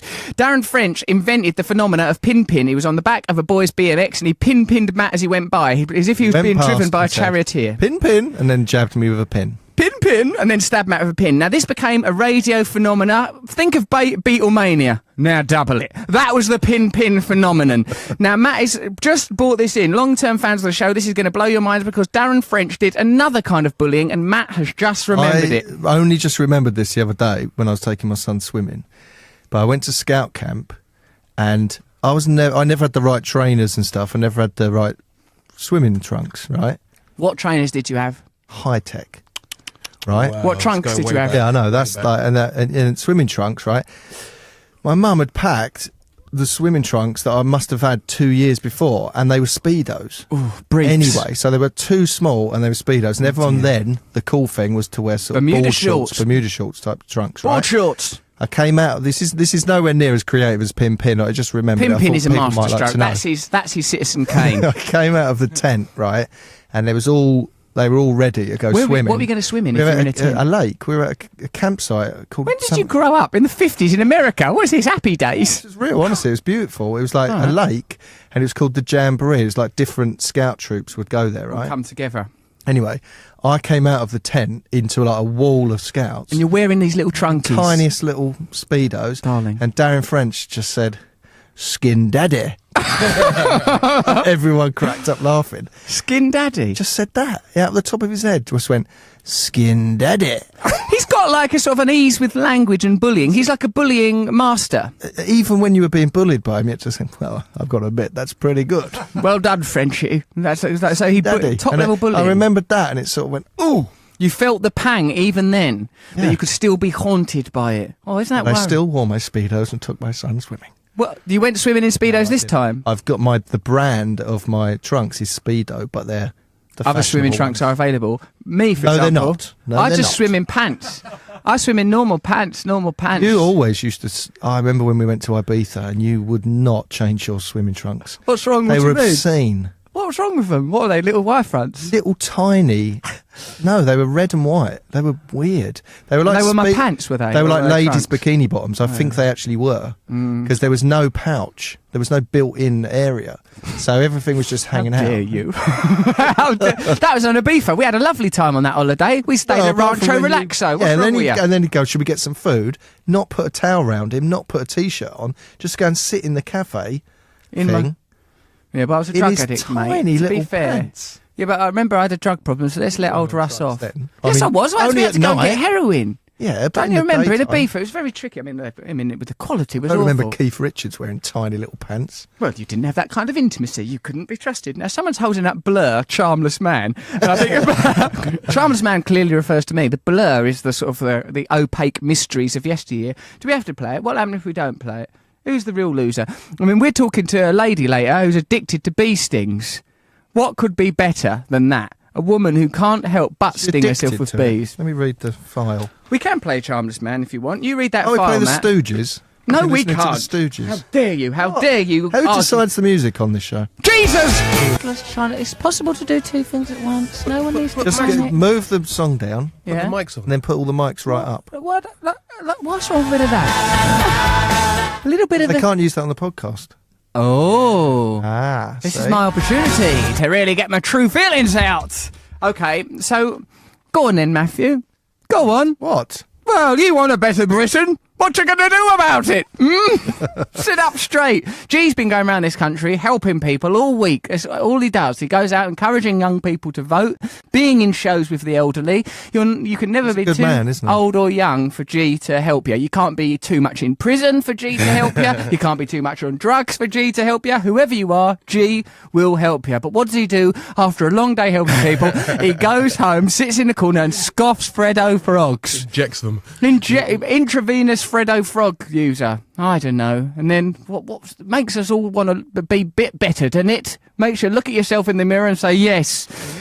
Good charity stuff. That's true. We're all pretty nice, aren't we? Now look at this, and here's an example of that. This is Rob. He says, I went to Cuba recently, and seeing Shay and Fidel, images of those, naturally reminded him of me and those rats I had. That was a terrible time. He said though, that he would like to credit us in one of our former incarnations at the beginning of our radio career, seems like a lifetime ago, for helping him recover from a nervous breakdown, and he will be forever grateful for that. Long live the podcast and viva la revolution. Rob, thank you, because if we can help just one person get better from a nervous breakdown, then, well, we want to help more than one, don't we? Let's commit to that. It's That's pretty- one, though, pretty we've got horrible having a confirmed. nervous breakdown. Do you I've think you've had one? You've had a few, haven't you? I'm always having them. I think I have them quite They're regular. like proper ones that take months to get back from. Well, yeah. I don't know. I mean, I'm always a bit nervous. What about now? You all right today? It doesn't mean you're nervous. Okay, That's just being nervous. fair enough. It's not about being nervous. It's the Breakdown. nerves. It's a sort of A proper mental break. It's like a reboot. You need a reboot. Need a reboot. You need to go back to what makes you happy. Going back to the streets, back to your roots, like Rocky, when Rocky has to go, maybe chop up some logs or chase that chicken again. Is it that? Chase a chicken? Sort of thing Rocky would do. He did do that, Rocky 1. Matt, do you remember, like, when you came in today, you were a bit down in the dumps, but you were presented with a flamingo, and I've never seen anyone respond more A little positively. snow globe with 2 flamingos in it. It's cheered me right up. That's lovely, isn't it? Little ducks. That's all that's all you needed. Later on, we're going to talk to a woman who swears by bee stings. She says these bee stings are taking her to another dimension. They're elevating her consciousness to a new realm. She's seeing reality differently. She's understanding her individual nature as part of a collective whole. But furthermore, though, and on a side note, there's a hunter who claims that he himself was sexually assaulted by a Sasquatch. That's an American word, what means Yeti. Daryl Whitaker from Glenwood Springs, Colorado, claims a Sasquatch attacked him and attempted to sexually assault him. And of course, there's nothing amusing about sexual assault. No, I'm laughing at your pronunciation of Sasquatch. Sasquatch. Squatch. If you got an itch, you got a scratch. The 57-year-old man was walking to his hunting cabin on Sunday to see if it had suffered any damage during the winter. I see. All of a sudden... First lie. Yeah. Oh, I wonder if it's been damaged in the winter. All of a sudden, a large gorilla-like creature dropped from a tree in front of him and punched him in the face. It was at least 8 foot tall, and its punches hurt like hell. I was knocked right out at the first blow, says Whitaker. How does he know then? Its punches, plural. He was knocked out at the first blow. Its punch, you should say, that punch hurt like hell. Yes. Sorry to pick holes in his story. No, but I've I read agree this, with you. I don't believe a word of it. Whitaker, this is a very shaky story because even the punch bit at the beginning, before you start going into what the Sasquatch done, Mr. Whitaker was trying to recover from the attack. While he was trying to recover, the large humanoid creature began to tear his clothes while letting out some terrifying howls, which, let's speculate, may have been like, oh yeah, get that shirt off. A howl. All right, go on then. Do a sort of wolf noise off mic. It's not terrifying, is it? It's Hold on. It's just like someone's trod on your tail. Hold on. Right, okay. Oh let's move on. no. Yeah, because otherwise, what if someone's just tuned in for that bit? Say someone said, look, Dad, I know you think Russell Brand's an idiot, but listen to Radio X. He does some wonderful analysis of consumerism and packages it in a way that it seems accessible no matter what education background you come from. Son. I'll give it a chance, It's son. 1 minute. And then I'll give it 1 minute. Don't like this bit. No, it's getting worse. He's an idiot, this boy. Okay, so when I regained consciousness, says old Whitaker, he had already torn my pants and was tearing through my underwear. Why would a Sasquatch do that? Why would a Sasquatch have an interest in human genitalia? Well, he's probably trying to eat him. Why start at the genitals as an hors d'oeuvre, a little light snack and nibble it? No one's mentioned the genitals. I mean, he's Well, just what's saying. under the underpants? What does he want, the Maybe bum? he just thinks that's like, part of it. that's where he was. Like he was on his legs, so he just did that. He was This is- working I the mean- legs. I stabbed him in the shoulder with my hunting knife, and that made him run away. He's boasting that he could best I a think Sasquatch. this sounds like a schoolboy lie, because when things run away, Yeah. and then he ran away. Well, he just ran away, just went away. I turned round and he's gone. And then I turned round and he said to me, nah. And I stabbed him in the shoulder and he's done one. That's the end of that. Never see that Sasquatch again. Where's the evidence, Whitaker? Where's the evidence? There is evidence. Look, investigators found some extremely large footprints on the site, which they believe are those of the aggressor. Can you tweet the images of those footprints? Because I've seen them myself and I think the toes look too delicate to be a Sasquatch toes. They're like little jelly beans. Investigators say it's more probable that the attacker is simply a particularly large and hairy man. Well, do you think so? Jumping down from a tree? Well, he can't be 8 foot tall. No one's 8 foot tall. No one is 8 foot tall. Not even Robert Wadlow, one of the great tall people of history. No, he was probably taller than 8 He foot. was. He was 9 foot. You're right. And then there was that Chinese fella. He was tall as you like. But this sounds like, I think, and I don't want to disparage Daryl Whitaker, Daryl, but go on. here I am going to. I think he probably went into the woods for gay sex.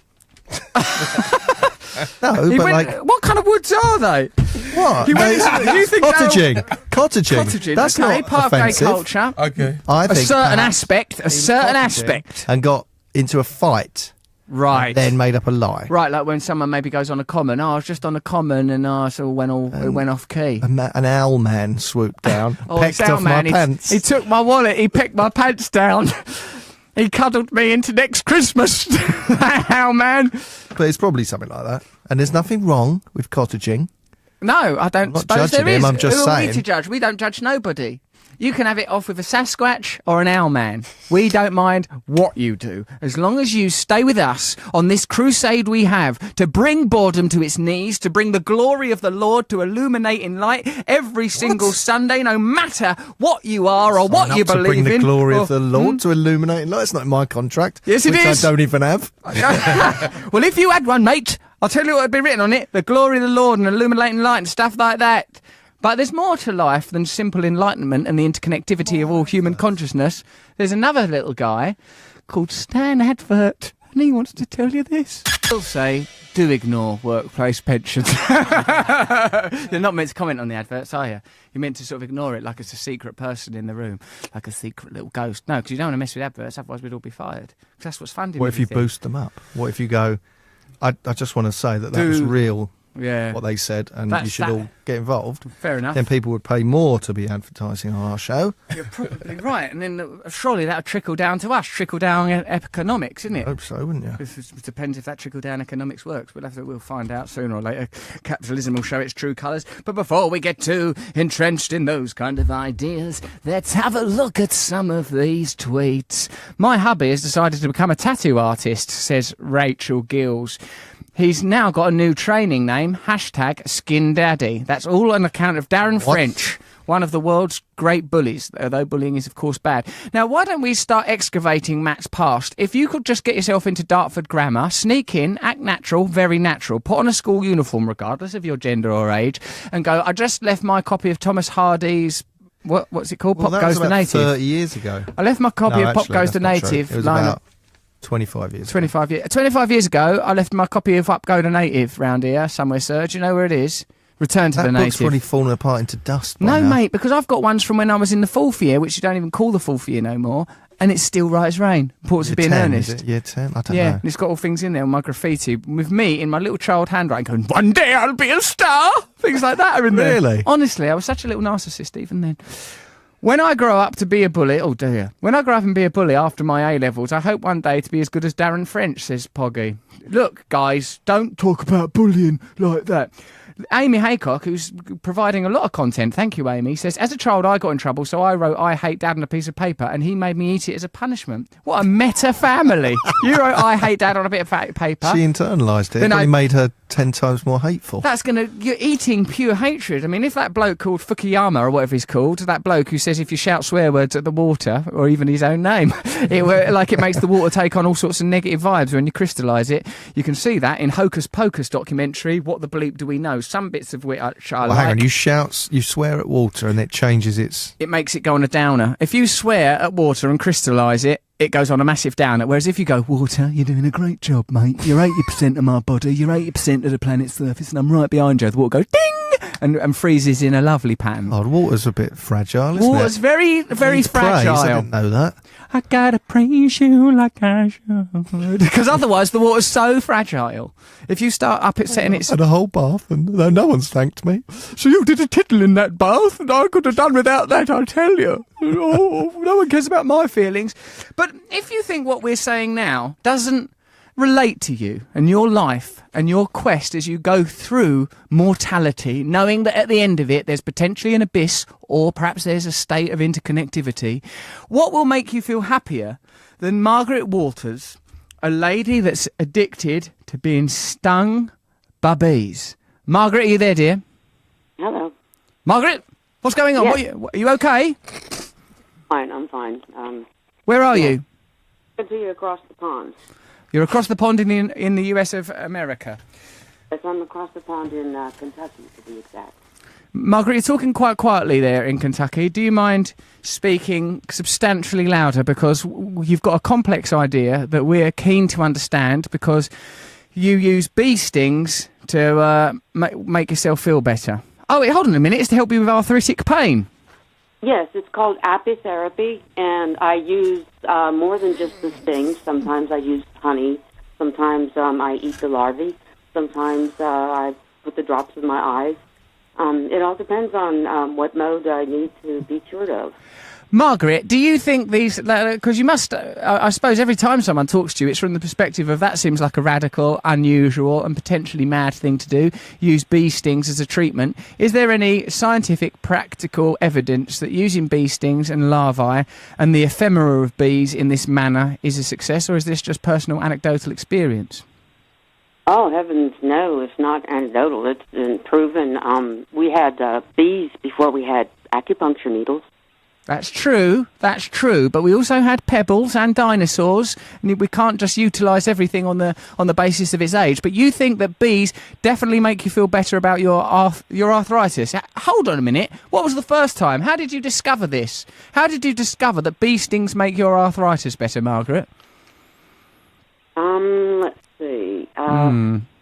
Keeping bees probably about 3 months, and I was reading an article in the paper of Bee Journal, and they said, it can help your knuckles if you have arthritis in your knuckles. And I know my mother had that, and I thought, well, it might have helped her. And I remember as a small child, I got stung a couple times while hanging up the wash outside on the line. And some of these were bumblebees, and some of them were honeybees and stuff. And anyway... so hold on, you're outside, you're hanging up washing on a line, you're getting stung by a variety of bees, but on some level you're thinking there's a therapeutic value to these stings. Well, this Even is when I'm small, and they don't bother me. But when I get older and I get arthritis, I go to the doctor and they give me a shot with this cortisol in a great big pencil lead-sized needle into the hip socket, and I don't like that. No, that's awful. All can cause problems later on and stuff. Cortisone shots, it's a hormone after all. The cortisone shots, what they give you for your arthritis and stuff, it's, hormones and stuff, and I did not react to that very well. So, anyway... So really, you're just embracing a type of alternative medicine? Ah, I see. Hold on, it says here... My husband calls it folk medicine, but... folk medicine. Was there an existing, belief in bee stings, or are you the first person to sort of think it? Well, actually, I'm a third generation dowser. What's a dowser? Oh, that's where you can find water with a stick, isn't it? You walk around with a stick and you find water. Is that true? Well, yeah. Yeah. Sort of. There's more to it than that. You see, I was born this way. Margaret, did you sniggered? You sniggered at us there. I heard it. You exhaled through the nose. You sniggered. I was born that way. I was born with a hat. Hold on a minute. You're telling me, in all seriousness, that you were born with a hat on, as in the Tom Jones song, you can leave your hat on. You'd already left it on from the uterus. Is that what you're telling me, Mags Aspinall, bee sting lady, that you were born with a hat on? Is that true? Speaking of Tom Jones, do you have a Welsh connection? I suppose, in a way, I'm connected to Wales. I mean, it's just to the left of us, if you look at a map from above. Also, I love the wire. Are you reading my voice? Can you tell about me? What do you mean, am I reading your voice? Are you using your mind to analyse these vibrations and to tell whether or not what type of a fella I am? Because, you asked about Wales, and I thought, When I was a small child, probably in 4th or 5th grade, we were given a chance to have a pen pal from another country, and I chose... Pardon? Go on. I chose Great Britain because I was a bit of a Anglophile as a small child. The first song I heard was that in the bad, bad lands of Australia many years ago. We're going to find this track. What is this song, Bad, Bad Lands of Australia many years ago? My boomerang won't come back. My boomerang will come back. That's the one thing it's got to do. That's from another country, I think. That's Australia. No, the fellow that sang it was British. Oh. The fella that sang it is British. It's not Rolf Harris, is it? Oh, please don't let it be Rolf. Please don't let it be Rolf. Not today of all days. It's not. It can't be. Go on. So your love of Anglophilia comes from... Charlie Drake. I love Charlie Drake. Charlie Drake. Yes, Charlie Drake. He sang that song. You love Charlie Drake, Matt. Was that little That's that bloke. Oh, no. You so old. I'm having that. Oh, yeah, he was funny. Come on, I love your cuddle. Yeah, I loved his voice, and Mary Poppins. When I was a small child, we got to see Mary Poppins and what's that one about King Arthur?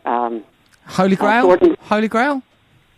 Yeah, I just fell in love with the whole sound of... Come to England. Come here.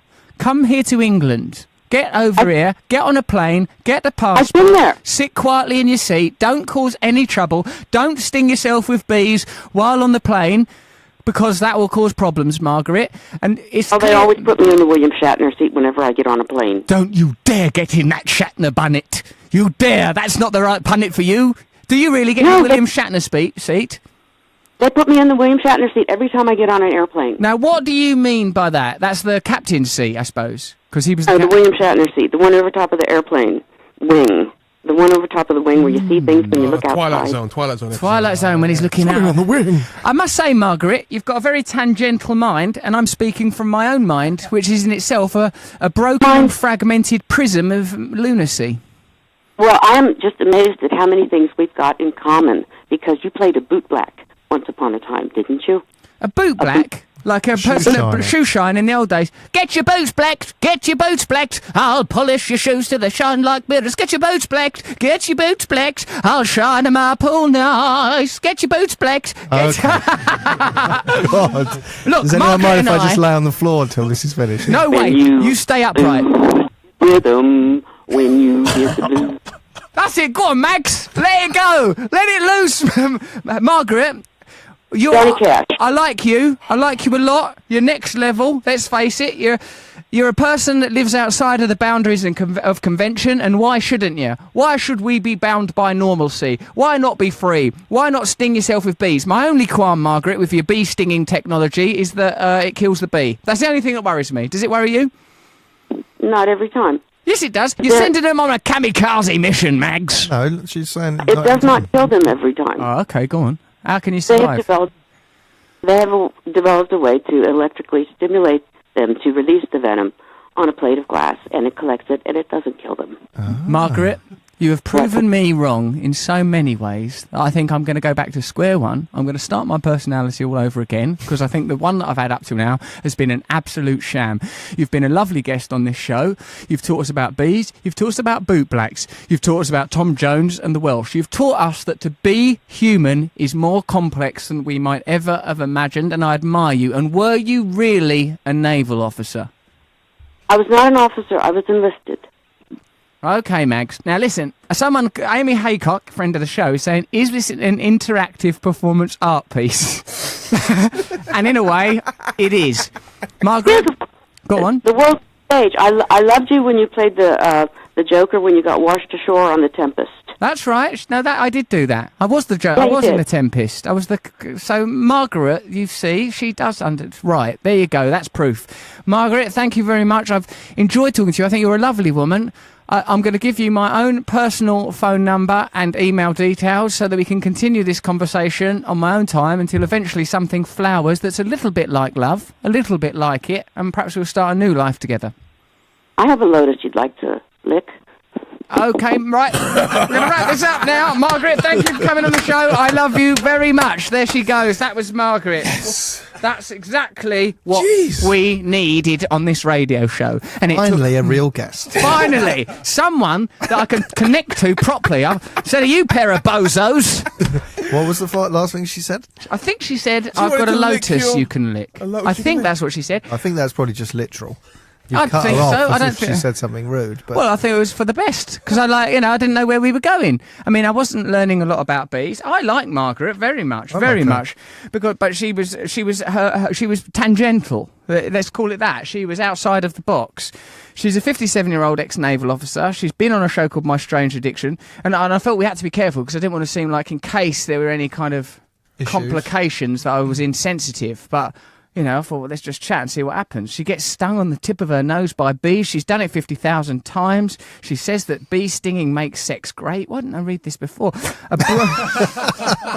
What do her family and friends think? What does she do with the dead you've blamed bees? her for the interview. You think it's my fault? You were like in the middle of the interview. Oh, you do this for medicine. That's what everyone had to read before the show. Well, I was very busy. You gave me this. Look, I must say, I didn't know what that interview was going to be like with Margaret. I thought that we were going to talk to someone going, look, right, I'll be Margaret, you be me. and now you do the interview on me, how you think I should have been, and I'll be how I think Margaret should have been. All right? Margaret, it's Russell here. Hello. So, you use bees as a sort of folk medicine. That's right, because I discovered that in spite of ideas to the contrary, that there's something in bee venom that if you... I'm a shoe shine boy. Hold on a minute, what did you just say about being a shoe shine boy? Oh, nothing. Don't Because I'm worry. trying to give you a clear and lucid answer about the health benefits of bee stings.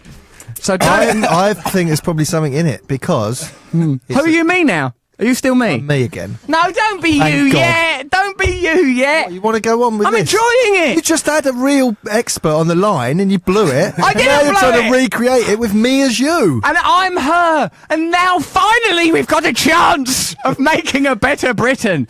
Yeah, so I just discovered that one bee sting, it takes me to another dimension. I know all about it. And if you've got any inquiries, I'll tell you about them. It's a I eat royal jelly and all.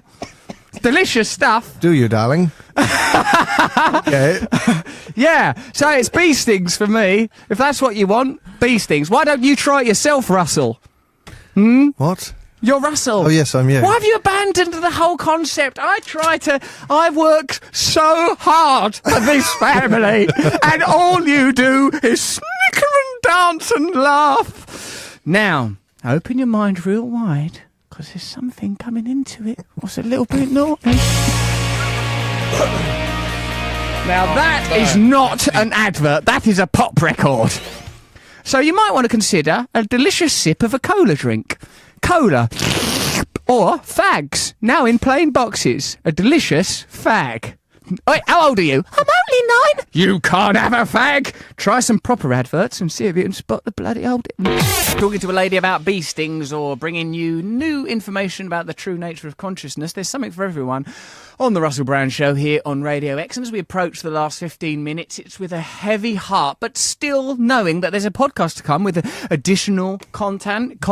And also there's Under the Skin, where I talk to experts. This week it's Raul Martinez and Francesca Martinez and Brad Evans about politics, philosophy, changing the world, all that sort of stuff. And I'm on tour, aren't I? We didn't do a competition this week. We never got round to it. But you can come see me on tour if you want. And if you can provide us with a nice explanation of what went on with Margaret Whittaker, or whatever her name was, the bee lady there, Walters. then Margaret Walters, then we'll send you a couple of tickets to wherever you want to go. Just say to us, just explain to us what happened then. Reagan Ward says, I miss Russell's more normal companions like Rainbow George. He was a lovely bloke. He was trying to change the world. Dave W. Has Matthew ever thought about reconciling with Darren French, a.k.a. Frenchie, and doing a cover of Ebony and Ivory? We would like to find Darren French. He's out there somewhere, unless he's been taken down by the justice system. Don't know. Yeah, he must. I mean, Was he at a grammar school then? No. No, he didn't. God, he no. didn't pass the 11 plus. So, but he's out there somewhere. If you know Darren French, if you think, hold on a minute, I live round Dartford, and there's that bloke who pinned me. There's that bloke who went skinny daddy at me. Then that might be him. Track him down. The Brandy Strippers, my loyal cell of devotees, say it's Morrissey's birthday tomorrow. Morrissey, happy birthday. How old's Morrissey? Oh, no. I'll come to wish you an unhappy birthday. That's one of Morrissey's great records. Well, I don't know. He's going to be in his 50s, You still isn't talk to him? Not spoke to him for a while. I think he sent the last email, though, so I'm winning. Oh, no, I sent the last email. Is that how you see friendship? Friendship is a little bit of a war. He's 58 tomorrow, but by God, has he ever looked better, more broad, sexier? Are you still in contact with Slash from Guns N' Roses? Yeah, do you want to talk to Slash? Do you need I want to to get talk to Slash? tickets to see Guns N' Roses in the summer. Of course. I think it's in June. Come to old Russ. Old Russ is still friends with Slash. Slash and old Russ are pals. Who's winning between you and Slash? Slash. No, yes, I'm still friends with Slash. I love Slash. Oh, yeah. Slash. How often do you talk to him? Very regular. Slash, you okay? How's it going, Slash? How you feeling inside? More importantly, Slash, I met a lovely bee sting lady recently. And Be honest. When did you last talk to Slash? Not for a long time. Not for a long, painful time. Really? Well, no, but I can get in touch with Slash anytime you like. Anytime you like. Because I left You it on good text him and terms. ask if I can get tickets. He'll remember me from... How would you like me to describe you? I'm Slash. That bloke who's always with me when I do a radio show. Hi, Slash. Russell here. Oh. You know that bloke's always with man. me? Hey. Well, you know that bloke who's always with me when I do a radio show, Slash? No. Oh, come on, he's a nice guy. He's called Matthew. Lovely yeah. fella. His head balloons up whenever he's near you. Swells right up in celebration. Once it swelled up when I met him. It swelled up enormous, didn't it? It was swelled up like something else. This woman called Poggy, or man, says, Russell, the bee lady is mad. That's the explanation. She's lovable, but mad. That's my explanation. It's the best explanation I've bloody well got. It's a good explanation. You can have 2 tickets to come and see a show. Just text us back or hit us back on that thing. Let us know what you want and we'll send you them. She might be completely more sane than everyone else. She's true. Because enlightenment does look like madness. Once you completely let go of materialism, once you transcend all the systems, it does look mad. I will get you tickets to Guns N' Roses. Hold on a minute. No, but do you remember right? We talked about nervous breakdowns or mental breakdowns, or call them what you will. But when I had one quite recently, I just threw away everyone in my phone. I only kept. Don't you remember? I sent a text message and I goes, just to use everyone else I'm getting rid of. I lost a lot of good people that day. A lot of good men. The way it was worded sounded like you were going to prison. Oh God! No. Yeah, we get. Why? What did I say? Sort of like, well, no, it wasn't from you. I only it was picked from about an 15. assistant. It said you have been chosen to know that Russell's going away for a little bit of time. He's done something very naughty. Only you have got his number. And then I asked around, and everyone went, "Yeah, I got that." No, but only about 15 people. Weren't many, mate. Weren't many. Just a so what? You've deleted Slash's number. He's gone, but I'll be able to find him. He's in the emails probably somewhere. Well, you emails you. I don't like the thought of Slash sitting down and emailing you. Slash, he's got to be able to be the man he wants to be. He can't always be that top-hatted joker figure. What are his emails like then? Hello, Russell. Slash here. Smiley face. Kiss, kiss, kiss. Watermelon. He's a quite nice communicator. It does kill bees when they sting, says Bunny Bobtail. That lady's selfish. She's all right. No, she was saying they extract the poison. They extract the poison. Just extract that poison, please. Extract the poison. Get the poison out. Get the poison out. Get the poison out so Daddy can relax. Now, it says here, Matt, sorry about that, everyone. Martin Larby goes, Dear Russ, I've applied for the island. Bear Grylls is barely their island. Does Matt fancy applying? My wife was telling me, my wives were telling me to go. What kind of life are you living, you dirty little Mormon? Matt Mormon? Matt Mormon and his wife. Last week he was Matt Morgan Freeman, an identity that I loved. That's not coming back. Come on! Bring that up. Come on, talk about the island. Do you want to go? Yeah, your wives want to send you to an island. I'm not surprised. You sexist pig. She said it's 35 days, so I imagine there's a bit of time either side. You probably have to... Prep, post. Yeah, and all that stuff. But I would like to do it, but then nah. Well, I'd like you to do it. Too extreme. Although I'd miss you like hell, of course I would. But I'd find a way of getting by, and I could drop things off to you. Snacks, Ferrero Rocher, whatever you need, Sam. Completely defeat the purpose, and also you wouldn't be able to. Of course I would. What, you think I can't get round Bear Grylls with my jujitsu? I'd strangle him. Jiu-jitsu? I was on a plane with Bear... Jiu-jitsu? I could do jiu-jitsu. I was on a plane with Bear Grylls. He dozed off. And I thought, I could do whatever I liked. Cut your throat. While you sleep. There you are. You're vulnerable. I could pull that blanket knife, down. Haven't you? You've got a Bear Grylls knife. Oh, yeah, I've got that somewhere, my Bear Grylls knife. Hey, listen, I was watching Gogglebox. Knifey and sleeps with it. Please don't criticise Knifey. Knifey's been a good servant to me over the years. Listen, I was watching Gogglebox the other day, and you know, I love all of those people on Gogglebox. I think it really makes me feel good about the country, because everyone's just like, oh, bloody hell, all crap. You know, it makes me think people have got some sort of circumspective distance from politics and the bewitching spectacle that is modern entertainment, within which we participate, as you know. Anyway, the posh lady and Giles and Mary. I have to do Craig Cash's voice to remember them. Giles and Mary. I really like them. Barry Manilow was doing a performance somewhere, right? And he did look older and a bit like he'd had a lot of plastic surgery. And I love Barry Manilow. Who doesn't? Anyway, this lady Mary goes, well, he's like a more... What did she say? Well, he makes... This is what he said. She said. She goes, well, he makes Russell Brand look harmless. Now, what does that mean? Barry Manilow was prancing, as he would, on a stage in a jacket, and she went, well, out of nowhere, with no real context, well, he makes Russell Brand look harmless. What does that mean? I'm Russell Brand. Right. How does Barry Manilow make me look harmless? And do I look harmful compared to someone else? What was the Knight Rider. Tone? What was the tone? Like, why were Channel 4 using that? Was it because he'd just come out as gay? No, I think they'd used it. He was prancing on a stage. He was doing a performance. Say it's the Royal Variety or something like that. Yeah. When you say prancing... Well, right, he wasn't prancing. He was actually quite static. He barely moved at all. And she went, this lady, well, he makes Russell Brand look harmless. Now, what does that mean? Because I'm a fan of Gogglebox. Well, it means you're not harmless in her mind. Good. I like being not harmless. On an edge. Oh, I'm edgy. Okay. Yeah. What is the comparison? Why am I being compared to Barry Manilow? I mean, how do they edit? My friend Gareth, the producer of the show, is pulling his skin back at the side, facial skin back, like to represent to represent a sort of face. It's like a facelift. I had no plastic surgery, so it's Zero. not that. So it can't be You're that. not a crooner. I don't croon. You don't. I mean, if I could understand it if he was like running around the stage. Yeah, sort he of- makes Russell Brand look harmless. What does it mean? Maybe it just doesn't mean anything. Maybe she meant someone else. She doesn't. She means me. I'm Russell Brand. Contact her and ask her. Can we I? get hold of her, can't we? What did you mean by that? And they're two of my favourite ones. Them, the I'd love to have been Siddiquis. in I your like house the when Siddiquis that a lot. happened. I Well- bet you were pacing and telling Laura, and Laura's black spots came. Laura, what does she mean?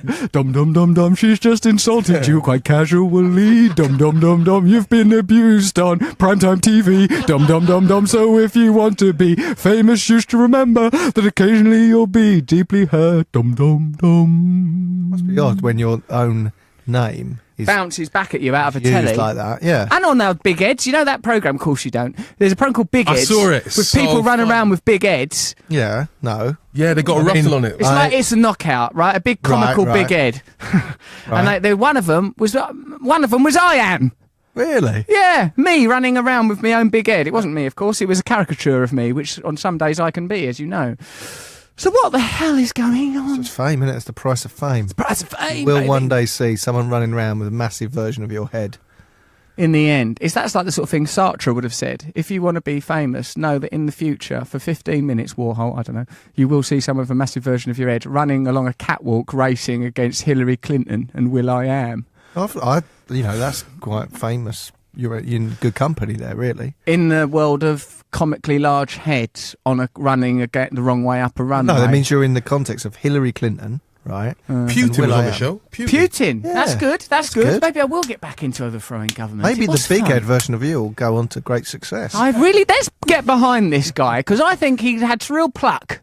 He really had something about him. Chutzpah, I call it. You should Chutzpah. buy that big head once they've, once Put it you've in the been garden. shunted off the show.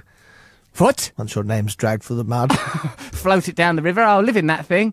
How do you have this much energy on a Sunday morning, says the Hound? Bee stings, plain and simple. I spend all morning in a beehive being stung into a new state of mind. Alcohol. What, alcohol? You don't drink alcohol. Don't drink alcohol. 'Cause that Start from implies they're saying, like, how can you be like that on a Sunday morning?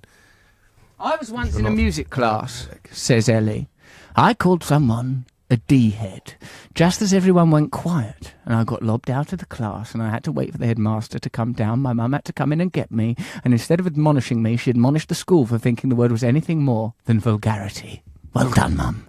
That's a good point. It's nice when your parents stick up for you against the school. Mine Whose side never were your did. parents on, school or they yours? always rat me out to the authorities. Oh, dear. And my mum, snitchy even when parents. she used to tell, so she wouldn't say your teacher, she'd say your master.